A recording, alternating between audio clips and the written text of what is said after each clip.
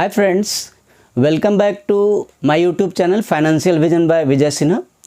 कभी कभी क्या होता है, हम चाहते हैं कि शॉर्ट टर्म इन्वेस्टमेंट करें। देखिए, लॉन्ग टर्म की बातें तो बहुत होती है, हम काफ़ी बातें करते हैं, SIP की, SWP की, काफ़ी बातें करते हैं, म्यूचुअल फंड की, ETF की करते हैं, सारी बातें करते हैं। लेकिन शॉर्ट टर्म की नीड कितनी होती है आप खुद ही देखिए।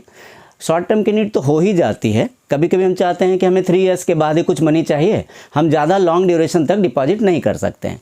तो क्या होता है कि अगर हम लॉन्ग डिपॉजिट तक नहीं करना चाहते हैं तो हमारे पास ऑप्शंस हैं। तो देखिए, सबसे जो सिंपल लोगों के ध्यान में जो आता है वो FD आता है। तो आज की वीडियो में हम ये डिस्कस करेंगे कि FD तो एक ऑप्शन है, लेकिन उससे बेटर ऑप्शन है शॉर्ट टर्म के लिए। तो ये है हमारा channel financial vision by Vijay Sinha, आप सब्सक्राइब कर लीजिए। देखिए, इसमें काफ़ी अच्छे वीडियोज़ हैं। SWP की रिगार्डिंग वीडियो है, इसमें मैंने बताया है कि कैसे आप एक पर्टिकुलर टाइम के बाद आप सैलरी ड्रॉ कर सकते हैं। आप जब जॉब चेंज करना चाहें या अपनी लाइफ में कोई चेंज करना चाहें तो आप एक तरह की सैलरी ड्रॉ कर सकते हैं एज पेंशन। फिर देखिए, SWP के 2 वीडियो हैं, म्यूचुअल फंड अच्छा है या SIP किस तरह करें। फिर देखिए, एक्टिव URN तो खैर ये अलग चीज़ है, लेकिन देखिए काफ़ी चीज़ें हैं। तो अब हम लोग सीधे वीडियो पर आते हैं। तो आप सब्सक्राइब करके देखिए, जिससे क्या बेनिफिट होगी कि आप हमारा चैनल जो भी वीडियो रिलीज होगी वो सबसे पहले आपको नोटिफिकेशन मिलेगी। नोटिफिकेशन बेल को भी ऑन कर लीजिए। वीडियो को एंड तक दीजिए, पसंद करने पर आप लाइक दीजिए। चलिए तो स्टार्ट करते हैं। देखिए, आज की टॉपिक है 7 times of short term investment 1 to 3 years. तो जैसा कि नाम से ही पता है, देखिए पहले तो 7 टाइप्स जो हमने पिक किए हैं, ऐसे तो और भी हो सकते हैं, लेकिन जो मेन 7 टाइप्स सेंस है हमारा मेन 7 टाइप्स FDज हो गए, हाई इंटरेस्ट सेविंग्स स्कीम हो गई, हाइब्रिड म्यूचुअल फंड हो गया, debt mutual fund, NPS national pension scheme में टायर 2 होता है, जो कि जरूरी नहीं कि एज पे ही जरूरी है, किसी भी एज के पर्सन ले सकता है टायर 2 की NPS। फिर आपकी ELSS हो गई, इक्विटी लिंक्ड सेविंग्स स्कीम्स, और EEE टाइप की बॉन्ड्स हो गए। तो ये तो पर्टिकुलरली आप पॉज कर रहे हो, आप फटाफट देख लीजिए एक बार। 7 नेम्स देखिए, हम सब पर 1 by 1 हम लोग डिस्कस करेंगे और वीडियो शॉर्ट ही होगी, लेकिन आपकी कॉन्सेप्ट बिल्कुल क्लियर हो जाएगी। फिर आप डिसीजन ले पाएंगे कि शॉर्ट टर्म में हम किस में मनी लगाएं। 3 इयर्स का मान के चलता हूं मैं, 5 भी नहीं लेता हूं, 7 भी नहीं लेता हूं, वो तो लॉन्ग टर्म मान लूँगा। तो 3 इयर्स तक मान के चलिए, 1 to 3 इयर्स। तो चलिए हम लोग स्टार्ट करते हैं। ये देखिए, सबसे पहले FD की बात करूँगा, जो कि सबको पता होता ही है, सबसे आसान है, कुछ मेहनत ही नहीं करनी है, घर बैठे कर लीजिए ऑनलाइन। अपने सेविंग्स अकाउंट में एक्स्ट्रा मनी पड़े हैं, कहीं से कुछ मनी आई है, ज़्यादा मेहनत नहीं करना है, हमें कुछ सोचना समझना नहीं है, ध्यान नहीं देना है रिटर्न कितनी आएगी, कोई बात नहीं, फिक्स होती है। तो फटाफट ऑनलाइन से हमने इन्वेस्ट कर दिया FD और हम ईजी हो गए। तो देखिए, आसानी से करने वाला काम रिटर्न भी आसानी देगा। अगर थोड़ी सी एनर्जी लगाएं, थोड़ा सा रिसर्च करें, हम एडवाइज़र से बात करें, थोड़ी सी स्टडी करें, तो जो इन्वेस्टमेंट हमारी होगी वो 3 इयर्स में बहुत अच्छी ग्रोथ देगी। ऐसे देखिए, लॉन्ग टर्म तो बहुत अच्छी होती है, उसके लिए अलग वीडियोज़ हैं, आप जाइए वीडियो पर, और अलग से वीडियो बनाऊंगा भी। तो आप देखिए, यहाँ पर देखिए क्या होता है कि लो रिस्क होती है। शॉर्ट टर्म के लिए FD अच्छी चीज़ है। लो रिस्क होती है, गारंटेड रिटर्न है। उसमें जो भी बैंक ने परसेंटेज आपको बता दिया, अगर 6.5% या 7% और 6%, वो आपको मिलनी ही मिलनी है। लेकिन हम लोग क्यों बोलते हैं कि 3 इयर्स के लिए सेफ है, क्योंकि 1 ईयर के बाद आपको ना इंटरेस्ट का पता नहीं चलता है। अगर उसी को आप छोड़ देते हैं 3 इयर्स तक, तो आपको इंटरेस्ट का पता लगता है। कंपाउंडिंग होती है, तो कंपाउंडिंग इंटरेस्ट ऑफ इंटरेस्ट होती है। नेक्स्ट ईयर जो इंटरेस्ट मिली वो टोटल में आया, उसकी इंटरेस्ट फिर से बनी, फिर नेक्स्ट ईयर के टोटल में आया तो 3rd ईयर की इंटरेस्ट बनी। जैसे एक एग्जांपल अगर हम लोग छोटा सा ले लें कि अगर हमने मान लीजिए कि 3 लाख की एक FD की है, हमने FD की है 3 लाख की सपोज, तो 3 लाख की अगर किसी बैंक ने हमें 6.5% दिया है, तो इसकी जो 6.5% मिली, तो वो ऐड हुआ, जो भी 6.5% हुआ, और न्यू अमाउंट बना। देखिए, न्यू अमाउंट बना, जैसे अमाउंट X बना, अब अमाउंट X के ऊपर फिर 6.5% आपको मिलेगा। तो आप ऐसे करके हर साल बदलते जाता है, वो न्यू अमाउंट पर बनता है, पुराने वाले पर नहीं बनता है। ये नहीं कि हमेशा आपको 3 लाख पर मिलेगी। 3 लाख में ऐड हुआ 6.5% नेक्स्ट ईयर, वो नए अमाउंट पर फिक्स है 6.5%, फिर से नए अमाउंट पर 6.5%। तो क्या होता है कि एक फिक्स्ड होती है, रिस्क फ्री होती है, और 3 इयर्स तक अगर हम छोड़ देते हैं तो रिटर्न ठीक आती है। कैलकुलेशन नहीं शो कर रहा, वीडियो लंबी हो जाएगी, किसी अलग वीडियो में FD की कैलकुलेशन पर हम लोग डिस्कस कर लेंगे कि कौन सी FD कितना दे सकती है, कितने ईयर्स में कितना ग्रो कर सकती है। अब देखिए, इसमें एक टिप है, ये मैं फाइनेंशियल एडवाइजर नहीं हूँ, डिस्क्लेमर दे रहा हूँ, ये मेरी स्टडी के बेसिस पर टिप है कि कभी कभी क्या होता है, NBFC जो होते हैं, नॉन बैंकिंग फाइनेंशियल कॉर्पोरेशन। देखिए NBFC क्या होती है, आप इस पर ध्यान दीजिए। NBFC, ये वाली चीज़ देखिए, ब्लू कलर से मैंने किया। NBFC, non banking financial corporation, इनके FD कभी कभी बड़े लुक्रेटिव होते हैं। नॉन बैंकिंग जो बैंक नहीं है स्टिल वो FD करते हैं और बहुत अच्छी रिटर्न देते हैं। कभी कभी देखिए 7 to 8% तक दे देते हैं। तो यहाँ पर आपको बहुत ही संभल कर एडवाइज़र से बात करके देख लेना है बैंक की क्या पोजीशन है। रिस्क नहीं लेना है तो थोड़ा सा % कम मिले, लेकिन आपको जो इस्टेब्लिश बैंक हैं, अच्छे बैंक से वहाँ इन्वेस्ट करनी चाहिए। और आपको पता ही है कि इंश्योरेंस जो गवर्नमेंट ने दी है FDs पर, वो 5 लाख तक ही दी है। अगर आप उससे ऊपर जमा करते हैं किसी भी बैंक में तो आपको उसकी सिक्योरिटी गवर्नमेंट नहीं देती, उसकी कोई इंश्योरेंस नहीं देती। चलिए हम लोग आगे बढ़ते हैं। तो ये FD की बात हो गई। देखिए कुछ सेविंग्स अकाउंट भी होते हैं। आपको लगेगा अभी कि सेविंग्स अकाउंट ऐसा हो सकता है क्या?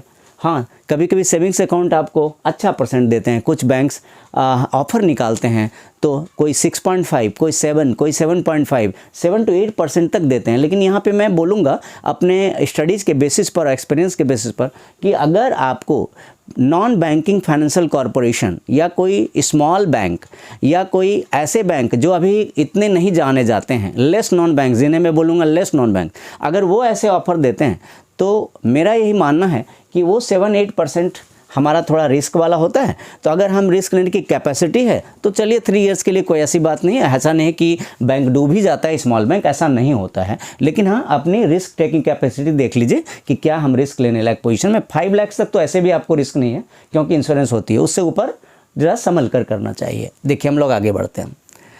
नेक्स्ट है हाइब्रिड म्यूचुअल फंड। ये बहुत ही इंपॉर्टेंट टॉपिक है, इस पे तो अलग से वीडियो बनाने लायक ये टॉपिक है, हाइब्रिड म्यूचुअल फंड। तो पहले तो हाइब्रिड म्यूचुअल में आपको समझना है क्या होता है। देखिए ज़्यादा जो पॉपुलर म्यूचुअल फंड है 3 तरह के हैं, इक्विटी, डेट एंड हाइब्रिड।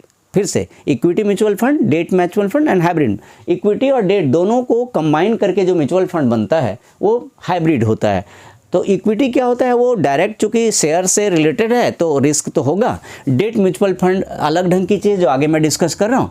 तो हाइब्रिड क्या करता है, हाइब्रिड करेगा डेट म्यूचुअल फंड और इक्विटी म्यूचुअल फंड में एक मिक्स करके इन्वेस्ट करेगा। जैसे आप देखिए कि यूजुअली क्या होता है कि डेट फंड में यूजुअली क्या होता है कि 60% लगा देते हैं और इक्विटी में 40% बैंक लगाती है, यूजुअली ऐसे होता है। या फिर इसमें 70 लगा देते हैं डेट में। देखिए डेट फंड में कितना लगा देते हैं, डेट फंड में 70% लगा देते हैं और इक्विटी में कितने लगा देते हैं, 30%। लेकिन एक बहुत अच्छी बात है कि जब आप हाइब्रिड म्यूचुअल फंड बैंक में लेते हैं या किसी भी ऑर्गेनाइजेशन में, फाइनेंशियल इंस्टीट्यूशन में आप जाकर जब हाइब्रिड म्यूचुअल फंड लेते हैं तो यहाँ पर आपसे पूछा जाता है, एडवाइज़र होते हैं और फंड मैनेजर्स होते हैं, तो वो आपकी चॉइस भी लेते हैं। तो आप अगर अपनी चॉइस, हमारा सजेशन है कि आप, सजेशन तो नहीं बोलूँगा मैं, ओपिनियन ही बोलूँगा, सजेशन में कभी यूज़ नहीं कर सकता वर्ड, क्योंकि वो रजिस्टर्ड फाइनेंशियल एडवाइज़र ही यूज करते हैं। तो मैं ओपिनियन बोलूँगा, मेरा अपना ओपिनियन है स्टडी के बेसिस पर कि हम लोग ऐसा करते हैं।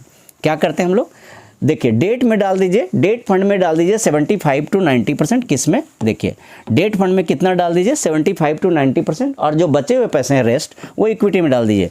तो ये आपको FD से बहुत ही अच्छी रिटर्न देती है। अगर आप एक थोड़ा सा मतलब एक रफ आइडिया लें तो आपको 10% से ऊपर तो देगा, जो कोई FD नहीं देती है। चलिए हम लोग आगे बढ़ते हैं। ये हाइब्रिड म्यूचुअल फंड हुआ जो कि मिक्स करके लगाते हैं, थोड़ा इक्विटी में लगाते हैं, थोड़ा डेट फंड में लगाते हैं। इक्विटी थोड़ी हाई रिस्क होती है, डेट फंड मॉडरेट रिस्क होती है, ज़्यादा रिस्क नहीं होती है। आगे देखिए डेट म्यूचुअल फंड, जिसकी हम लोग भी बात कर रहे थे। डेट म्यूचुअल फंड ज़्यादा सेफ होता है, इसमें रिटर्न भी अच्छी मिल जाती है, इक्विटी से थोड़ी कम मिलती है, लेकिन डेट म्यूचुअल फंड में रिटर्न तो बहुत अच्छी मिलती है, मॉडरेट रिटर्न्स होती है। लिक्विडिटी का मतलब क्या होता है, अगर हम कहते हैं कि मॉडरेट रिटर्न विथ लिक्विडिटी, तो विथ लिक्विडिटी का मतलब है कि अगर आपको कल पैसे की जरूरत पड़ गया, आपने 3 इयर्स के लिए लगाया, तो लॉक इन पीरियड वैसा नहीं है, आप यूज कर सकते हैं उस मनी का। बेशक आपको रेट ऑफ इंटरेस्ट में थोड़ा सा डिफरेंस आएगा, लेकिन आप मनी का यूज कर सकते हैं। सेफ क्यों होता है डेट म्यूचुअल फंड, जबकि ये म्यूचुअल फंड है, लेकिन इक्विटी म्यूचुअल फंड से ज़्यादा सेफ है। क्यों कि कहाँ लगता है, आप ध्यान से देखिए, ट्रेजरी बिल्स में लगती है गवर्नमेंट की, कॉर्पोरेट बॉन्ड में लगते हैं और फिक्स्ड इनकम इंस्ट्रूमेंट्स में लगते हैं। तो एक तरह से ऐसे ही इंस्ट्रूमेंट होते हैं इसके अंदर, डेट म्यूचुअल फंड के अंदर ऐसे फाइनेंशियल इंस्ट्रूमेंट होते हैं जो बिल्कुल सेफ होते हैं, वहाँ रिटर्न बिल्कुल अच्छी आती है, सेफली आती है। मार्केट रिस्क का इफेक्ट पड़ता है, लेकिन इतना मॉडरेट पड़ता है, इतनी स्लाइड पड़ती है कि आपको फील नहीं होगा। तो यहाँ मान के चलिए आप कि अगर हाइब्रिड में हमने 10% लिया था तो डेट फंड में हम 11 to 12% मान के चलते हैं। तो इक्विटी से ज़्यादा सेफ है और हाइब्रिड से बेटर इनकम देता है, और इक्विटी से कम इनकम लेकिन इक्विटी से ज़्यादा सेफ, तो हाइब्रिड से थोड़ा ज़्यादा डेट फंड देता है। हाइब्रिड क्या करता है, हम लोग थोड़ा सम अप कर लें, हाइब्रिड में डेट फंड और इक्विटी फंड मिक्स करके इन्वेस्ट करते हैं। चलिए आगे बढ़ते हैं। ये डेट फंड के बाद देखिए आपके पास जो दूसरा ऑप्शन है वो एनपीएस है। आपको लगेगा एनपीएस ये तो ओल्ड लोगों के लिए होता है, आपको ऐसा लगेगा सीनियर सिटीजन के लिए होता है, ऐसा नहीं है। नेशनल पेंशन स्कीम सिर्फ सीनियर सिटीजन के लिए नहीं होती है, टायर 1 टायर 2 दो होती है। एनपीएस जो टायर 2 होती है, देखिए एनपीएस का जो टायर 2 स्कीम होता है ये इसको एज से कंसर्न नहीं है, और एक में एक बहुत अच्छी खूबी है, आप छोटे टर्म के लिए भी ले सकते हैं, आप 1 ईयर के लिए, 2 ईयर्स के लिए, 3 ईयर्स के लिए, आप छोटे पीरियड के लिए भी ले सकते हैं। अच्छा, एक सबसे बड़ी खूबी क्या है कि लॉक इन पीरियड नहीं है। देखिए आप ध्यान से, एनपीएस लेने पर लॉक इन पीरियड नहीं है। शॉर्ट टर्म इन्वेस्टमेंट के लिए बहुत अच्छी चीज़ है, 3 ईयर्स के लिए बहुत अच्छा है। ये कहाँ इन्वेस्ट करता है, डेट फंड में, इक्विटी फंड में, कॉर्पोरेट बॉन्ड में, तो आपके सारे सेफ चल रहे हैं। डेट बॉन्ड, थोड़ी सी इक्विटी, थोड़ी रिस्क है, लेकिन ये मिक्स करके जब करते हैं ये आपका काम नहीं होता, ये गवर्नमेंट या ऑर्गेनाइजेशन ही करता है, हमें ज़्यादा नहीं सोचना है। तो एनपीएस के थ्रू हम करते तो डेट, इक्विटी और बॉन्ड में ही हैं, लेकिन हम खुद नहीं करते हैं, ये जो मैनेजमेंट करना है गवर्नमेंट या इंस्टीट्यूशन नहीं करती है। कॉर्पोरेट बॉन्ड होते हैं, इसके अंदर ट्रिपल ए रेटिंग वाले कॉर्पोरेट बॉन्ड, जो ऐसी रेटिंग जो देखिए 2-3 तरह के कॉर्पोरेट बॉन्ड होते हैं, गवर्नमेंट ये सब मैनेज करती है, इंस्टीट्यूशन, हमें ज़्यादा नहीं सोचना, हमें खाली नाम जानना है कि डेट में, इक्विटी में, कॉर्पोरेट बॉन्ड में, ये ट्रिपल ए ग्रेड वाले बॉन्ड में करते हैं। तो आपकी एनपीएस भी बहुत ही सेफ है। रिटर्न मैं कहूँगा कि डेट फंड से या फिर आपके म्यूचुअल फंड से थोड़ी कम जरूर होती है, लेकिन एफडी के कंपेरिजन में अच्छी रिटर्न होती है। तो 3 ईयर्स के लिए हमारा मनी बहुत सेफ जगह पर जाता है, लिक्विडिटी भी है कि हम यूज भी कर सकते हैं। देखिए आगे, एनपीएस के बाद आपका बनता है ELSS, equity linked savings scheme. अब देखिए क्या होता है, आप सबको पता ही है कि इक्विटी हमेशा लॉन्ग टर्म में रिटर्न देता है, सबको पता है।